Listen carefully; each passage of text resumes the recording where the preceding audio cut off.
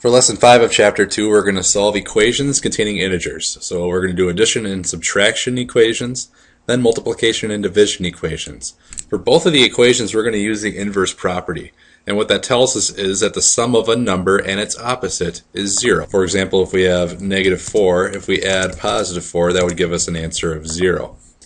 Multiplication and division then cancel each other out. So if I had 3 times 4 divided by 4, I would have 3 times 4 would give me 12. Then if I divided that by 4, that would bring me right back to 3. So multiplying and dividing cancel each other out. So it's asking us to solve each equation and check our answers with addition and subtraction. We have -3 plus y equals -5. And we have this equal sign, and the important thing is that whatever we do to one side of the equal sign, we have to do to the other side of the equal sign. The important thing to solve variables is always to isolate the variable, meaning to get the variable all by itself. So how do we turn this into a 0 so we can get the y all by itself? Remember, the sum of a number and its opposite is 0. So we would say -3, we would add +3. We have -5, we would add +3 over here too. Remember, you do the same thing to both sides of that equal sign. So this would give us 0 plus y equals -5 and +3. The negatives win here by 2, so it would be -2. So y would equal -2 because 0 plus y is just y. So here we have n plus 3 equals -10. And since we have plus 3, we can add a -3 because that's the opposite.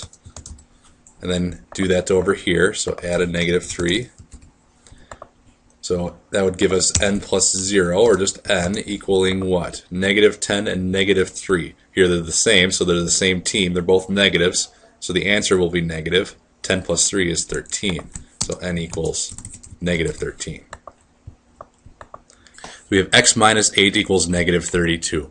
So when we have the subtraction of 8 here, we can actually treat that like a negative number, -8 here. So what we can do is just add a +8 to both sides.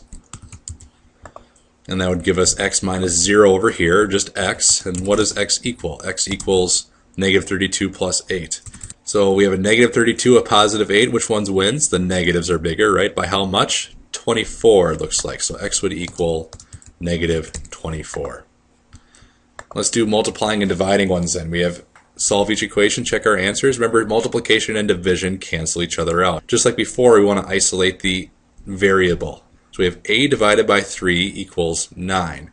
So opposite of division is multiplication, so we're going to do that. Times 3 over here, times 3 over here. What happens is the 3's cancel each other out because multiplication and division do that.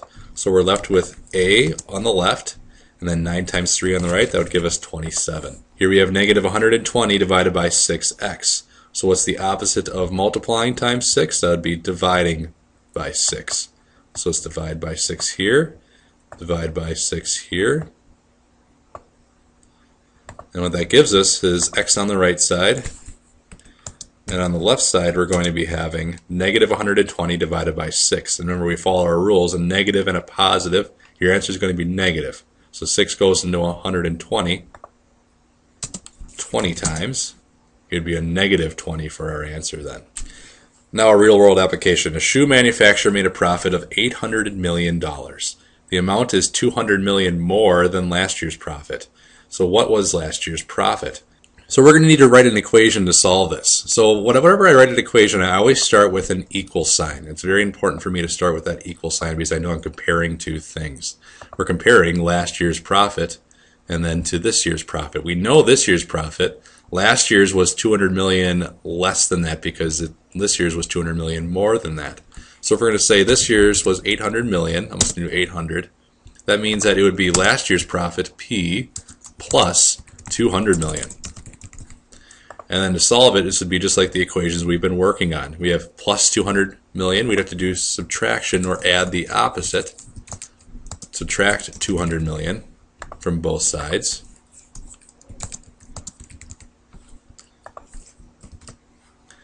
And then to solve it, we would have P over on the right side. And then on the left side, we would have positive 800 and -200. The positives win by 600. So our profit would be 600 million. So we'd say 600 million would be the answer.